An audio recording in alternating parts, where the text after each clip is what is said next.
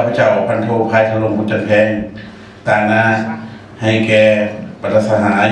ที่ได้รับกัน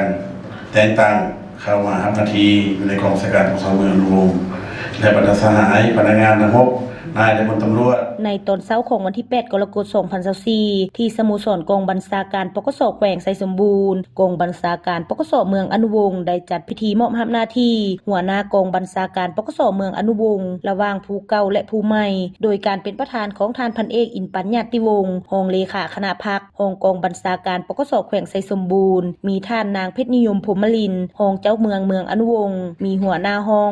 องจากปกสแขวงแขกถึกเชิญตลอดฮอดนายและพลตำรวจทั่วกองบัญชาการปกสเมืองเข้าร่วมในพิธีท่านพันตรีนางกาวรอินทรีสุขหัวหน้าแผนกการเมืองปกสเมืองอนุวงศ์ผ่านข้อตกลงฉบับเลขที่1462/ปกสว่าด้วยการยกย้ายนายตำรวจที่ขึ้นกับกองบัญชาการปกสแขวงไสสมบูรณ์ยกย้ายท่านพันโทบุญทันอินทวงศ์จากกองบัญชาการปกสเมืองอนุวงศ์ไปรับหน้าที่ใหม่อยู่กองบัญชาการปกสเมืองล่องซานยกย้ายท่านพันโทนารุณศรีสวัสดิ์จากกองบัญชาการปกสเมืองอนุวงศ์ไปรับหน้าที่ใหม่อยู่ห้องการกองบัญชาการปกสแขวงไสสมบูรณ์ยกย้ายท่านพันโทสมเพชรแก้วบุญเฮืองจากกองบัญชาการปกสเมืองอนุวงศ์ไปรับหน้าที่ใหม่อยู่ห้องพระราธิการปกสแขวงไสสมบูรณ์จากนั้นได้ผ่านข้อตกลงฉบับเลขที่1463/ปกส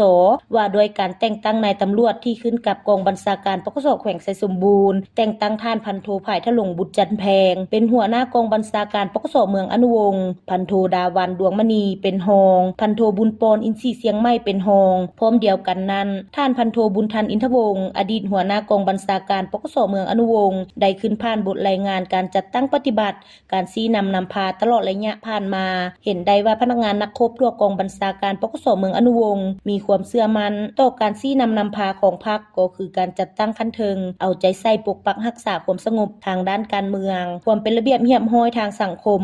ด้วยความห้าวหันต่อหน้าที่เวียกงานวิชาเฉพาะและประกอบส่วนอย่างตั้งหน้าเฮ็ดให้มีผลสำเร็จในหลายด้านจากนั้นในพิธียังได้ลงนามเซ็นบทบันทึกมอบรับหน้าที่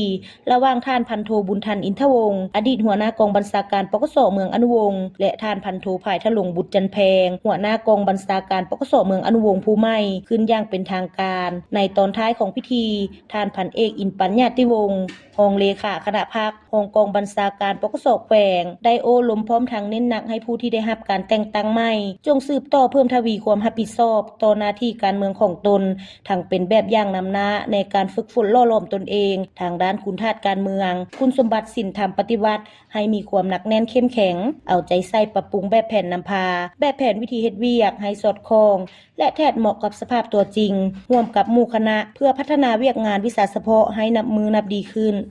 ไว้เดือนงานเก่ามันจะมีผลสำเร็จจากนั้นก็เอาเรื่องการสีน้ำพาของเขตการพัฒนาสร้างพระราธิการกับที่มีการสู่ส้นมีการ